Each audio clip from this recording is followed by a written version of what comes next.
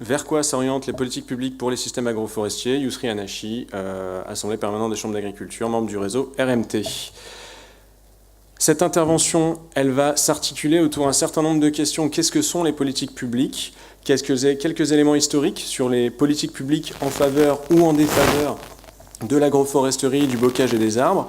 Quelques aspects réglementaires et juridiques, les freins connus et les quelques leviers potentiels qu'on a réussi, somme toute, à réussir à identifier. Et enfin, quelques perspectives pour les années à venir. D'abord, les éléments historiques. Vous le voyez sur le slide, quelques dates importantes. 1950, c'est la sortie de la Deuxième Guerre mondiale et donc le lancement du plan Marshall. On renouvelle les techniques de production et un certain nombre de techniciens recommandent de supprimer les cultures intercalaires. Le ministère aussi fait ses recommandations dès 1958 et notamment, quel que soit l'âge de la noieraie, il propose d'éliminer vignes, entrenoyer les céréales et les prairies. Du coup, le bocage régresse et ça jusqu'en 1995-96 où un agriculteur plante 11 hectares de noyers sur des terres en fermage. Le propriétaire de cet agriculteur touche des aides de reforestation, tandis que l'agriculteur continue à toucher des aides PAC. Et là, aïe aïe aïe, problème, on ne peut pas à la fois avoir une parcelle forestière et agroforestière. Cet agriculteur est dénoncé par un de ses voisins et en 1998, il est condamné à rembourser l'intégralité de ses aides.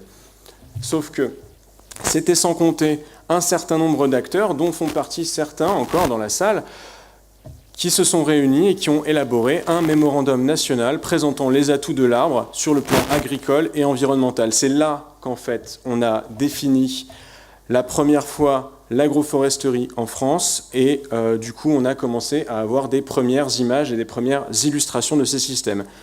Je continue, 7 mai 2001, une circulaire qui propose la création ou la restauration des formations arborées hors forêt à titre expérimental. Pour la première fois, la loi autorise l'installation de nouveaux systèmes agroforestiers. Et donc on arrive à la réforme de la PAC, la réforme de 2006, qui rend les systèmes agroforestiers éligibles. 2014, année de consécration, puisque c'est celle où le RMT agroforesterie est créé. Et en 2015, le lancement du plan national agroforesterie du ministère de l'Agriculture, qui est la première politique publique d'envergure nationale et ambitieuse pour le développement des systèmes agroforestiers. Du point de vue de la PAC, qu'est-ce que c'est qu'une parcelle agroforestière? Entre 2006 et 2015, pas mal d'hésitations, on tâtonne. Alors, parfois c'est un hectare, parfois c'est 50 arbres par hectare, parfois c'est jusqu'à 200 arbres hectares. Aujourd'hui, on est redescendu à 100 arbres hectares. A priori, tout porte à croire que la limite des 100 arbres hectares pour l'admissibilité restera plutôt stable. Cette stabilité est demandée par un certain nombre d'acteurs du monde de l'agroforesterie parce qu'elle sécurise les investissements, elle sécurise l'installation des systèmes et les installe dans la durée. Première question, donc, la PAC promeut-elle les systèmes agroforestiers? Est-ce qu'elle permet, à travers les différentes réglementations, de développer et de sécuriser ces systèmes? On a un exemple, c'est le paiement vert. Dans le cadre de l'installation, dans le cadre du paiement vert plutôt, un exploitant doit maintenir ou établir des surfaces d'intérêt écologique, des SIE, sur l'équivalent de 5% de ces surfaces. 1 hectare d'agroforesterie, c'est égal à 1 hectare de SIE. 1 mètre linéaire de haie, c'est égal à 10 mètres carrés de SIE. Un arbre égale 30 mètres carrés de SIE. Donc parmi ces surfaces d'intérêt écologique, on trouve des parcelles agroforestières. C'est un élément important, je crois, pour la promotion des systèmes agroforestiers, puisqu'il incite les agriculteurs à installer des systèmes agroforestiers, justement pour avoir et obtenir ce taux de surface équivalente. Une petite inflexion intéressante pour les systèmes agroforestiers. Parmi les SIE, on a notamment des CIPAN, des cultures intermédiaires pièges à nitrate, qui sont de bonnes opportunités pour monter jusqu'à ces 5%. Depuis le 1er janvier 2018, l'usage des produits phytosanitaires est interdit sur certains SIE, et notamment les scipiens et les légumineuses. Du coup, toutes ces surfaces d'intérêt écologique qu'on pouvait traiter jusque-là ne peuvent plus être traitées. On les retire de la surface en SIE. Certains agriculteurs pourraient avoir du mal à atteindre à nouveau ces 5%. Et c'est une porte, alors dérobée peut-être, mais c'est une porte pour le développement des systèmes agroforestiers. Et puis ces soutiens peuvent être, ces soutiens des politiques publiques au système agroforestier peuvent être considérés parfois comme des contraintes. On a l'exemple des BCAE, les bonnes conditions agricoles et environnementales, la BCAE 7 notamment, qui vise au maintien des particularités topographiques. Elle protège les haies, elle protège les bosquets, c'est-à-dire, à travers cette protection, la destruction est interdite, le déplacement est autorisé uniquement sous conditions, même si l'exploitation du bois, les coupes à blanc et recépage sont autorisés, les agriculteurs et une partie de la filière considèrent que cette mesure et cette disposition de la politique publique est problématique et gênante, et elle est vécue comme une injustice, notamment dans les grandes zones de bocage. De manière générale, la réglementation est perçue comme complexe par les agriculteurs et les conseillers. Du coup, un groupe s'est constitué, il s'appelle le Réseau rural agroforestier français, et il propose un certain nombre de modifications, d'évolutions, d'amélioration de la politique publique, de la politique agricole commune en France, et notamment à travers 3 propositions phares: la création d'une MAEC agroforesterie, la comptabilisation de l'agroforesterie en tant que SIE, quel que soit son mode de financement, parce que je ne l'ai pas dit, mais à partir du moment où si on veut que les surfaces en agroforesterie soient comptabilisées en SIE, il faut absolument les avoir fait financer dans le cadre d'une mesure qui s'appelle la mesure 8.2 du pilier 2 de la PAC. Sinon, elles ne sont pas comptabilisables en SIE. Enfin, ces acteurs se sont regroupés et demandent à ce qu'il y ait une autorisation d'un taux de perte à la plantation. Pourquoi ? Parce que la réglementation est assez claire. À partir du moment où on plante 50 arbres hectares, il faut en retrouver 50 à la fin. Sinon, le contrat n'est pas respecté, et donc le financement qu'on aurait obtenu à travers cette fameuse mesure 8.2 peut être retiré. Autre élément important de politique publique, le statut du fermage. 70% de la surface agricole française est en fermage. Fermage, ça veut dire en location. Et du coup, hormis les 30% qui sont illustrés par ce cas-là, par la petite illustration, donc le cas d'un bailleur souhaitant louer des parcelles déjà plantées, que se passe-t-il pour les 70% des parcelles ? Le preneur, donc le locataire, doit demander l'autorisation au bailleur, au propriétaire. Le bailleur a le droit de refuser, évidemment, il y a un certain nombre de recours, mais aussi, on sait qu'une fois plantés, en cours de bail, les arbres appartiennent au propriétaire, même si c'est le locataire qui a investi dans la plantation de ces arbres.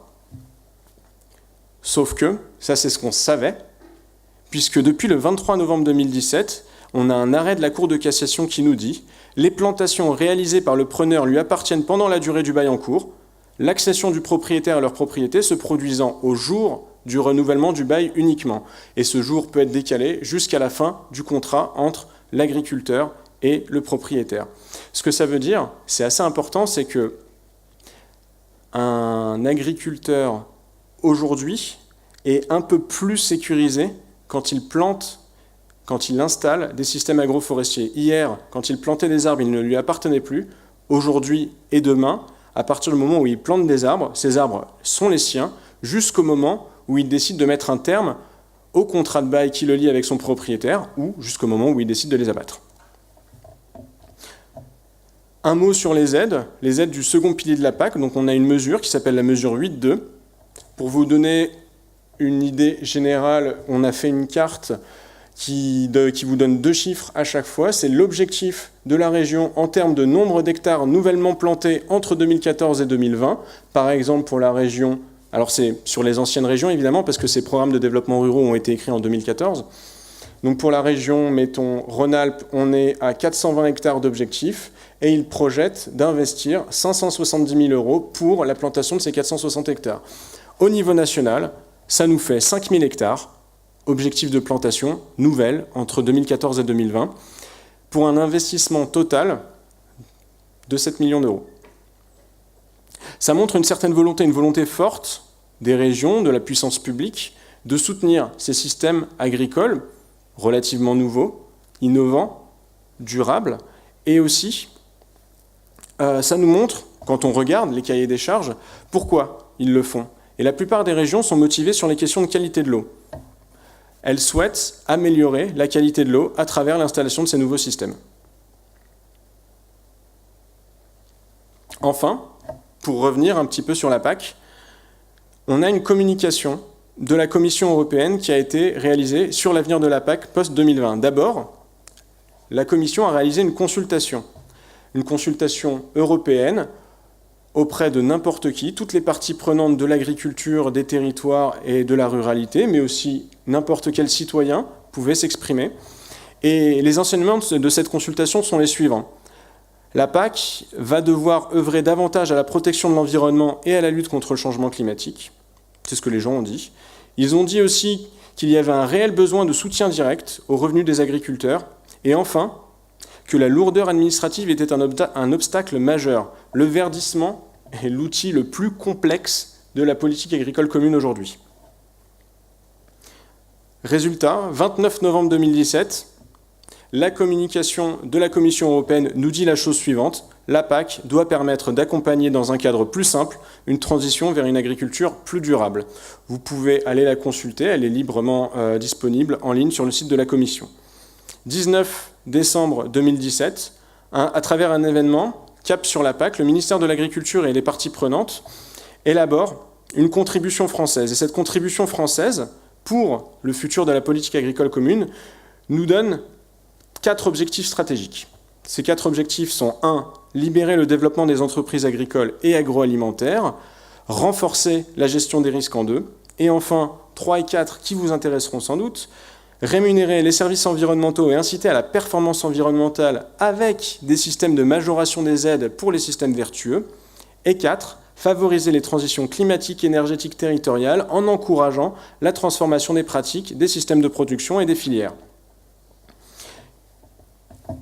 Qu'est-ce qui va se passer? On est en janvier, on a une proposition législative qui va sortir d'ici mai-juin 2018, et là, la machine va se mettre en branle, tous les acteurs vont essayer de jouer de leur influence, de réussir à améliorer cette politique agricole commune pour une PAC qui doit être simplifiée autant dans sa conception que dans sa mise en œuvre. Voilà, j'en ai terminé pour la présentation générale. Vous retrouvez une partie des documents qui sont présentés ou évoqués dans cette présentation sur le site du RMT Agroforesterie, rmt-agroforesterie au pluriel.fr.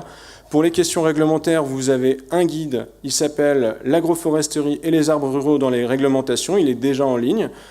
Pour les questions touchant au bail rural, fin janvier, début février, on va essayer de sortir quelque chose sur le sujet suivant, donc agroforesterie et bail rural soumis au statut du fermage, quelle solution pour les propriétaires et pour les bailleurs? Pour les questions sur la PAC 2020, vous avez le site du ministère de l'Agriculture et le site de l'Assemblée permanente des chambres d'agriculture. Et enfin, petit instant promo, 10 idées reçues sur l'agroforesterie, ça a été publié en septembre dernier et c'est disponible aussi en ligne. Je vous remercie.